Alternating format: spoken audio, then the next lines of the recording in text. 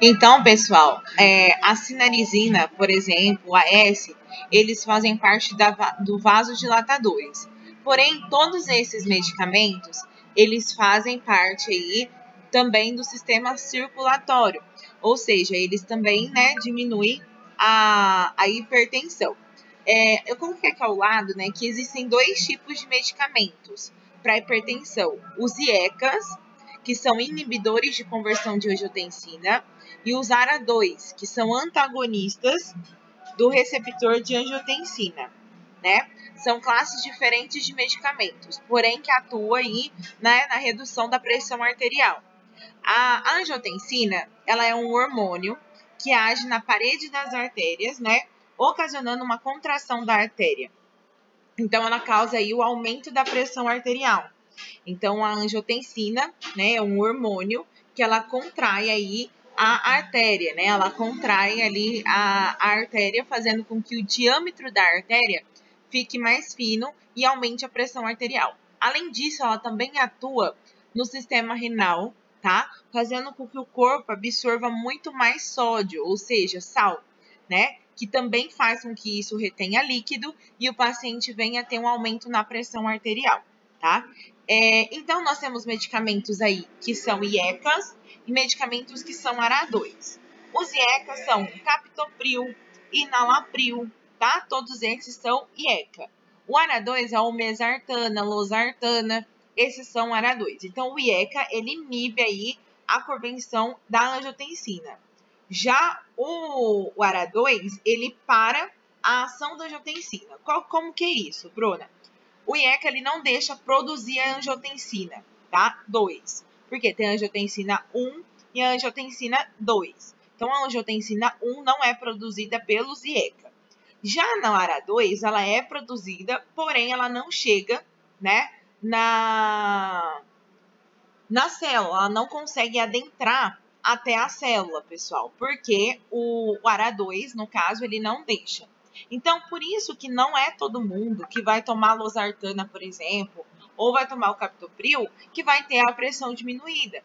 Porque a pressão arterial, como a gente falou, ela pode acontecer por diversos fatores, tá? Então, ela pode acontecer por causa de um colesterol aumentado, ela pode acontecer por causa da angiotensina, ela pode acontecer por causa de uma retenção de líquido, que aí pode tomar só o diurético que vai ter uma ação melhor.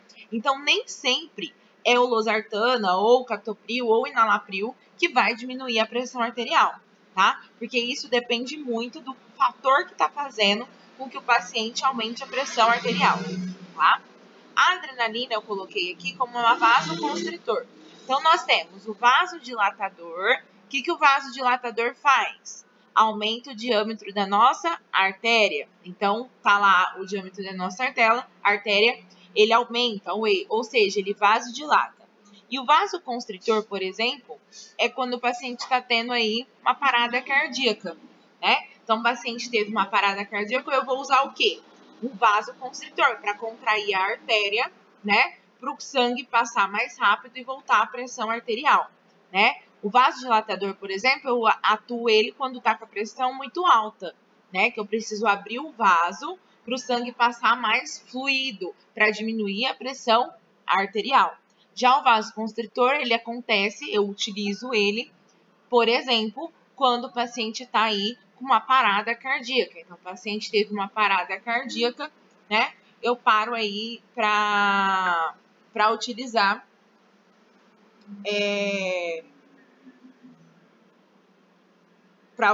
esse vasoconstritor, certo? Medicamentos que atuam no sistema respiratório. Pessoal, isso aqui é muito interessante porque a gente tem que ter em mente o seguinte. Nós temos dois tipos de medicamento, certo?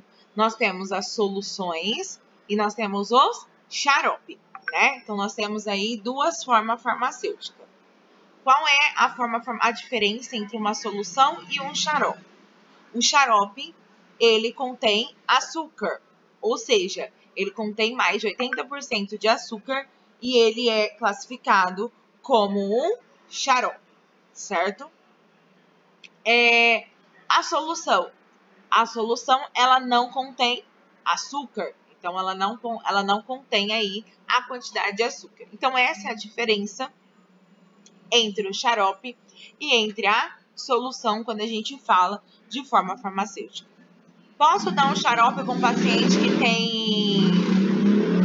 tem diabetes? Não, porque ele tem ali uma quantidade excessiva de açúcar e eu não posso estar introduzindo o xarope nesse paciente, né? O paciente não pode estar tomando ali o xarope porque ele tem açúcar, tá?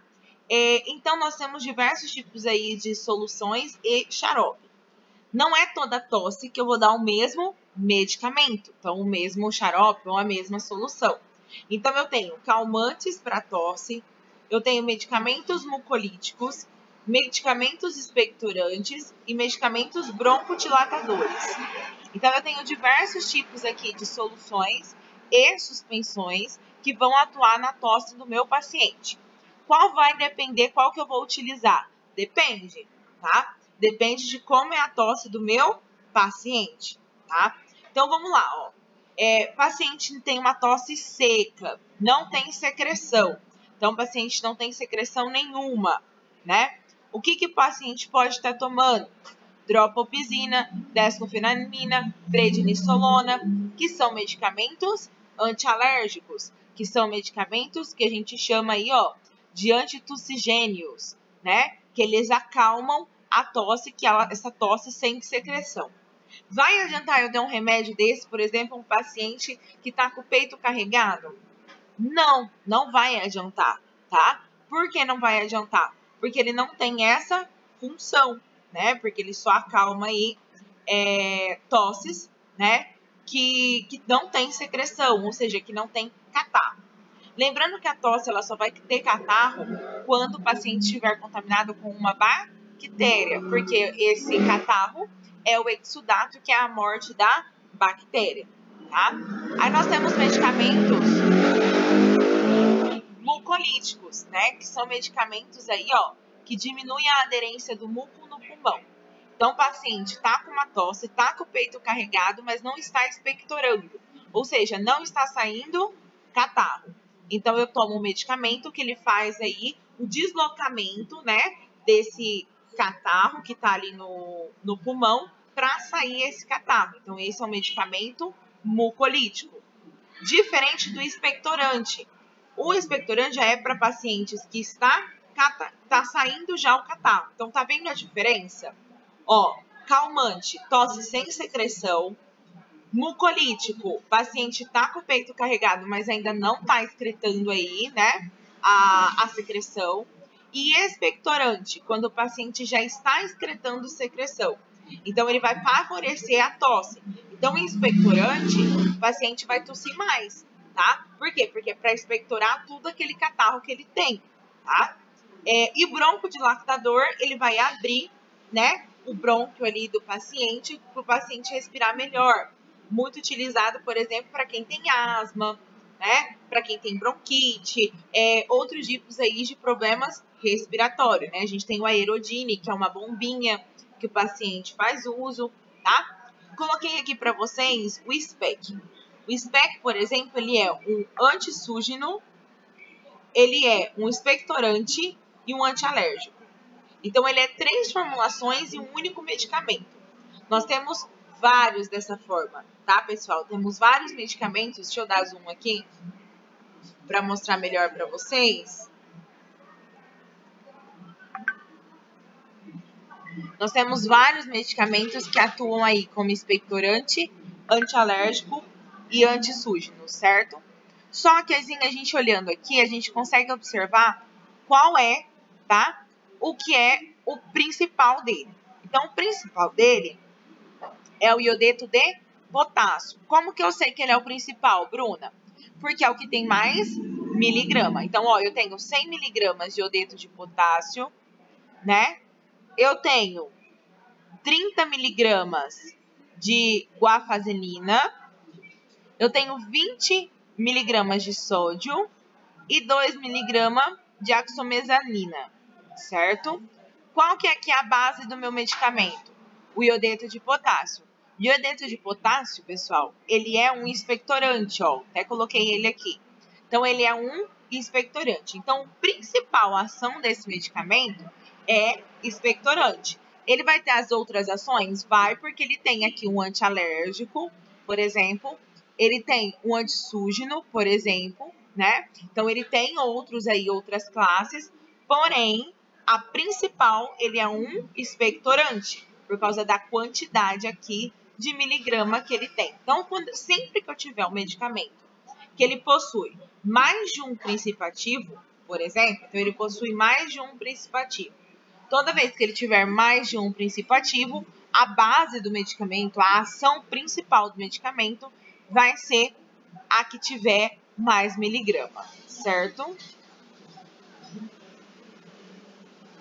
Então, pessoal, deu para entender aí a diferença entre um calmante, um mucolítico e expectorante? Vou falar novamente. Calmante, paciente não tem secreção, uma tosse seca.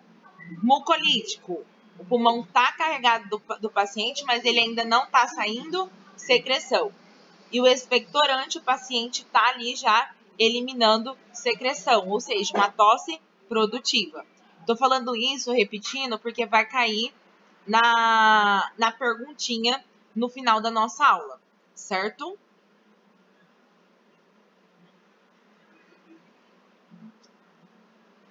Medicamentos que atuam no aparelho gastrointestinal. Então, nós temos vários medicamentos aí que atuam no sistema gastrointestinal. Então, o primeiro que eu coloquei para vocês é os antiácidos, né? Qual que é a função do antiácido? Diminuir a acidez do estômago. Então, por exemplo, eu me alimentei, né? Comi um salgado e me deu uma azia.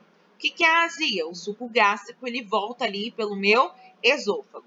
E aí eu quero pegar um eno, né? E utilizar um eno ou um estomazil para diminuir essa ação, essa azia que eu tô, né? Porque eu me alimentei de um ácido, perdão, eu me alimentei de algo que me deu uma azia. Então, ele faz o tamponamento da acidez, né? Então, ele diminui, esses medicamentos, eles diminuem a acidez estomacal. O omeprazol, pantoprazol, esomeprazol, por exemplo, eles têm que ser tomados em jejum. Todo dia de manhã, por exemplo, se toma uma cápsula ou um comprimido, né, desse medicamento. Por quê? Ele reveste a camada do estômago. Então, ele cria uma capa protetora no estômago, não deixando que esse ácido, por exemplo, danifique mais esse estômago. Por exemplo, paciente que tem gastrite, toma esomeprazol, omeprazol. Paciente que tem uma úlcera. Por quê? Porque esse tipo de patologia dá erosões. Então, acontecem umas erosões, tá? Na parede do nosso estômago. E essas erosões, quando sobe o suco gástrico, doem, né? Porque o suco gástrico é ácido. E aí essas erosões que estão lá, né? Que é como se fosse um machucado, esse ácido vai arder, então vai doer. Então, o omeprazol e o pantoprazol, eles agem na parede aí do nosso estômago, revestindo a parede estomacal, né? E não deixa que essas erupções doem, né? Por causa do suco gástrico. Já igual o hidróxido de alumínio que eu coloquei aí, é para depois que se alimenta, quando o suco gástrico fica muito ácido e me dá ali uma gastrite, né? Volta um pouquinho ali do suco gástrico. Nós temos os antieméticos. O que é um antiemético? É para vômito, tá? Ele tira o vômito, ou seja, ele diminui a contração estomacal. Então, o que é o vômito? O vômito é a contração, né, da musculatura do nosso estômago. Então, nossa musculatura, ele se contrai para eliminar algo. Então, ela se contrai porque ela acha que algo que está ali dentro não está sendo bom para o nosso organismo. Seja um alimento, seja um vírus, enfim, né? Tudo que tá ali, ela tá sentindo uma náusea, ela tá sentindo vontade de vomitar, porque o estômago tá fazendo essa contração. A náusea também pode acontecer por problemas neurológicos. Então, o paciente está com uma tontura. E aí, essa tontura desenvolve essa náusea, porque ela dá essa contração na musculatura do estômago, né? Então, os antieméticos, eles diminuem essa contração. Exemplo que eu coloquei para vocês é o bromoprida, metoclopramida, que é o Plasil, né? O ético da metoclopramida. E coloquei o Dramin, né? Lembrando, pessoal, que o Dramin ele não é para dormir. O Dramin, a ação nele é para vômito, né? Para tirar náusea, vômito. E os pacientes que utilizam aí a reação adversa, que a reação adversa, no caso do Dramin, é o sono, né? Para tá dormindo. Então, utilizam a reação adversa desse medicamento para estar tendo a sonolência, certo?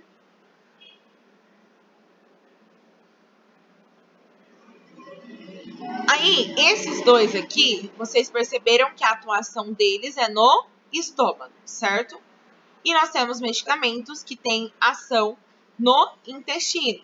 Então, por exemplo, nós temos a diferença, pessoal, entre o purgativo e o estimulante do peristaltismo, tá? Por quê? Esses medicamentos são medicamentos para o paciente ir no banheiro, né? Que vai fazer com que o paciente vá no banheiro. O purgativo, ele atua na contração da musculatura do intestino, tá? Ou seja, ele dá cólica. Então, o paciente toma ele, o paciente tem cólica porque ele tem uma ação ali, ele vai contrair o intestino para expulsar as fezes. Diferente do estimulante de peristaltismo. O estimulante, não. Ele é um laxante, tá? Ou seja, medicamentos que são laxantes, que são laxativos, né? Eu até coloquei a palavra laxativo aqui. Ele não faz contração do intestino. Ele age no local. Então, por exemplo, ele desfaz aquelas fezes que tá ali dura, mas ele não atua na contração do intestino, tá? Então, exemplos disso é o Rapilax, a laclona, glicerina. Deu para entender, pessoal, a diferença entre purgativo e estimulante? Então, o purgativo, ele atua na contração da musculatura do intestino, fazendo com que o intestino se contraia para eliminar as fezes, enquanto ali o estimulante de peristaltismo, ele é um laxativo, ou seja, ele solta ali o intestino sem fazer a contração, atuando ali nas fezes, né, fazendo o derretimento ali das fezes.